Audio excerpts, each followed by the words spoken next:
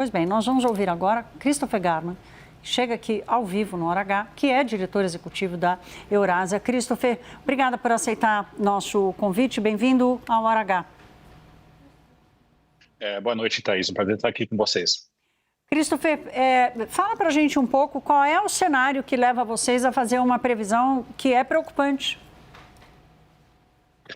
Olha, a gente vem apostando num ataque militar já há algum tempo. No fundo, vários fatores levam a essa probabilidade aí que a gente colocou em 65% de um ataque militar e também, igualmente importante, um ataque que, no nosso entender, visa a decapitação do regime. Eu acho, em primeiro lugar, acho que a gente tem, pelo menos, contatos reforçando que a Força de Segurança e Inteligência Americana estão vendo o regime numa situação muito vulnerável.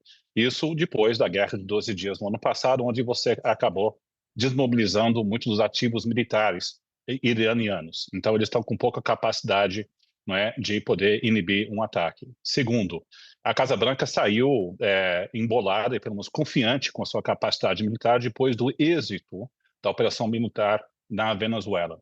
Então, o êxito da Venezuela gerou um senso de confiança que esses tipos de uso de força militar pode ser bem sucedido assim. Terceiro, nós temos a parte da Casa Branca e também o governo de Israel com uma avaliação que nós estamos o que eles enxergam, uma janela de oportunidade histórica de encaminhar uma mudança de regime para um ator e um governo que tem sido inimigo há décadas na região. E por último, Thaís, eu diria que tem um lado pessoal. O Donald Trump já vem dizendo já há algum tempo que ele acredita que, de fato, forças iranianas estavam por trás de atentados de assassinato contra ele, pessoalmente. Então, você pega tudo isso, a gente acredita que um ataque vem com um intuito de mudança de regime. Existem negociações, evidentemente, em Genebra, mas as condições que os americanos estão colocando na mesa, não achamos que os iranianos devem aceitar, que é a eliminação do seu programa de enriquecimento nuclear, eliminação também do seu programa de balísticas ou de mísseis balísticos, e terceiro, de não dar apoio mais para os seus aliados na região. Parte dessas condições podem ser atendidas, mas não todas. Então, a gente vem apostando que o ataque vem, e as últimas 48 horas nós estamos vendo um aumento tremendo no poderio militar na região, que é um outro sinal que talvez um ataque está mais próximo.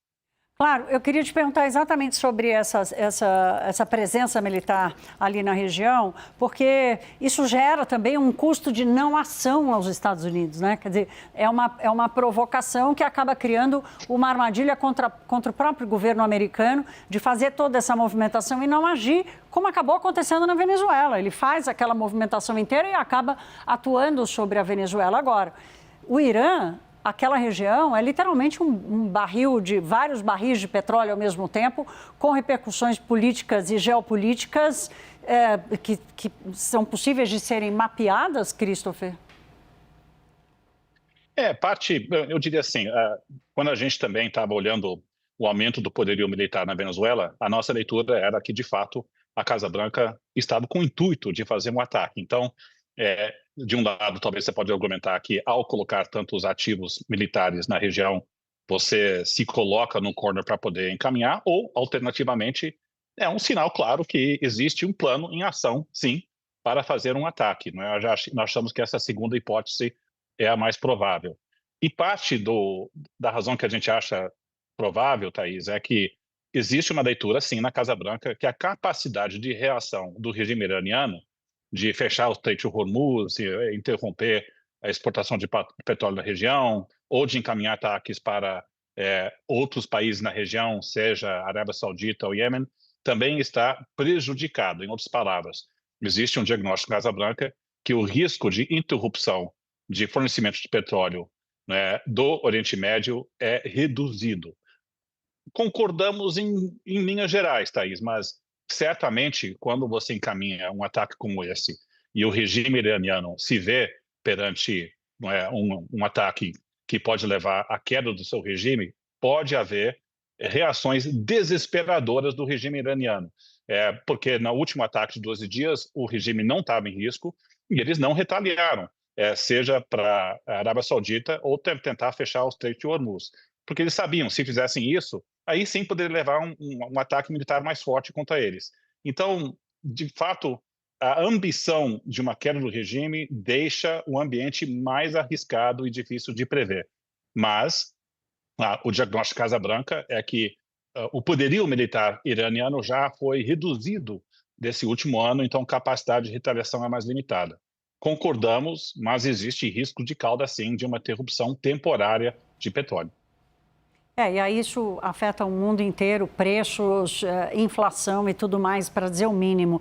A gente conversou com o diretor executivo da Eurasia, Christopher Garman, que trouxe as repercussões aqui, todo o contexto de mais esse risco geopolítico no mundo. Christopher, mais uma vez, muito obrigada por participar conosco. Christopher, que colabora aqui com o site do WW, com análises da Eurasia também, presença constante aqui com o William Vac. Obrigada, boa noite para você. Boa noite, Thaís. Um abraço.